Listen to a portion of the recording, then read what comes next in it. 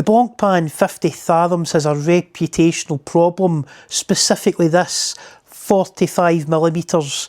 On paper, the internet has already decided it's too big, unwearable unless you've got wrists like a North Sea diver. But today, standing in the Edinburgh boutique, I did something that most of these opinions haven't. I actually put it on and tried it, and what I discovered surprised me, because the truth is this: diameter isn't the real issue here, thickness is. And once you understand what Blancpain actually changed when they went from 45 to 42.3mm, you start to see that the too big argument is one of the laziest tropes in modern watch collecting. This isn't about raw numbers, it's about how these watches wear in the real world. Welcome back to Horological. I experienced these watches in the Chisholm Hunter Blancpain boutique in Edinburgh. The mission was simple: to understand Blancpain case diameters not as numbers on a spec sheet, but as lived worn objects, specifically the 45mm 50 Fathoms.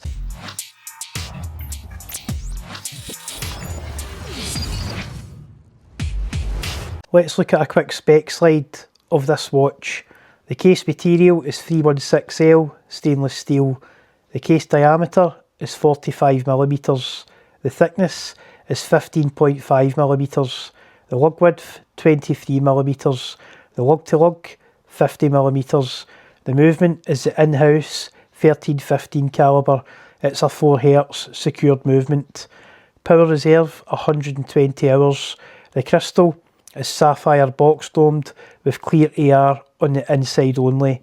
Water resistance is 300 metres and it weighs 118 grams on the sailcloth strap. And the 42.3mm version, which many collectors seem to default to, is the safe choice.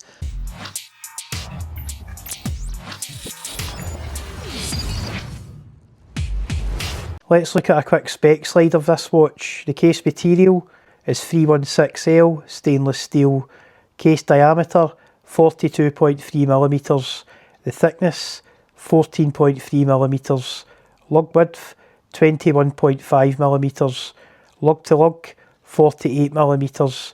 The movement is the in-house 1315 calibre. It's a 4Hz secured movement. Power reserve 120 hours. The crystal is sapphire box domed with clear AR on the inside only. Water resistance is 300 metres and it weighs 100 grams on the sailcloth strap. What I wanted to answer was this: are these watches genuinely too big, or are we just repeating something we've heard other people say? Let's start with the controversial one. The 45mm 50 Fathoms has become shorthand online for unwearable. On a 7-inch wrist, here's what actually happens. The lug to lug is 50mm, which is completely acceptable. The lugs curve aggressively downward, hugging the wrist.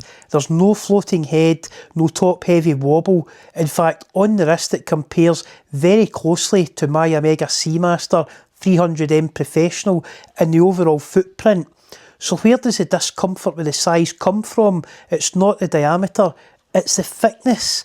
At over 15mm, this watch is even thicker than a Tudor Blancpain GMT, and that's saying something. And the concave domed bezel, it doesn't help. It visually stacks height at the edge of the watch, amplifying thickness more than the case diameter ever does.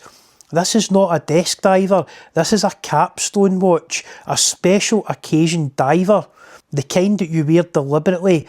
One crucial discovery: on the 45mm, rubber over sailcloth every single time. That extra elasticity, it does something important. It anchors the head of the watch to your wrist. It absorbs micro movements and it reduces perceived top heaviness. The sailcloth looks fantastic, but the rubber turns the 45mm from challenging into cooperative. It's a small detail, but it's a big difference. The piece I tried had a solid caseback, and honestly, that should be illegal. Hiding the calibre 1315 with its 18 karat gold rotor is a genuine crime.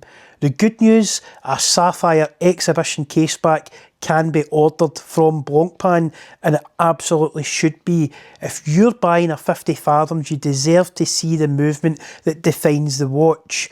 Now let's talk about the 42.3mm.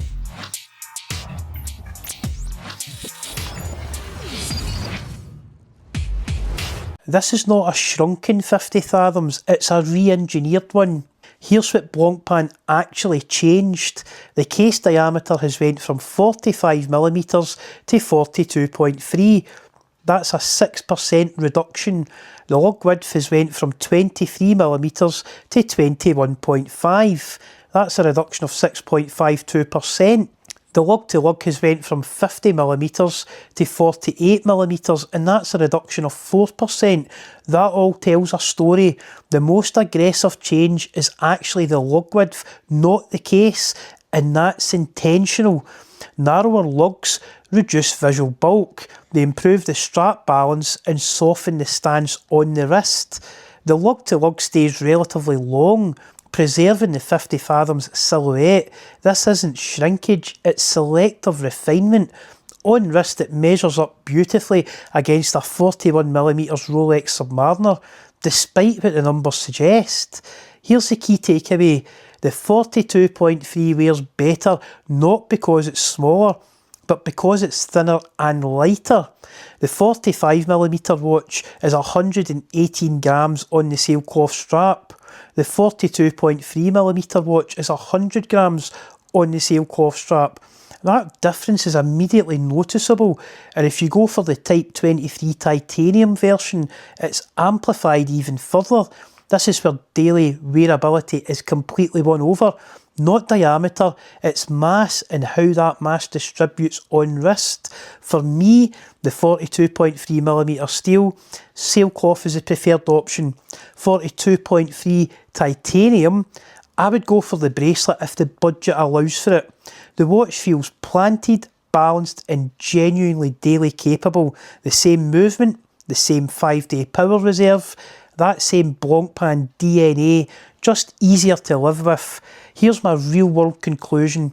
The 45mm is not too big. It is too thick to be a daily worn watch, but as a statement diver, it's magnificent. The 42.3mm is the most wearable 13-15 movement 50 Fathoms that Blancpain makes. But in true contrarian fashion, the one that I have shortlisted, the full fat Fathoms 45 on rubber. The dial is a killer detail here. That's sloping in, then the doming effect rising up to the cannon pinion. You only get that with the 45mm. This watch is not a daily, but a dive watch collection capstone piece, because sometimes the ultimate dive watch doesn't need to be practical, it just needs to be right. And remember, watch collecting isn't logical, but it is horological.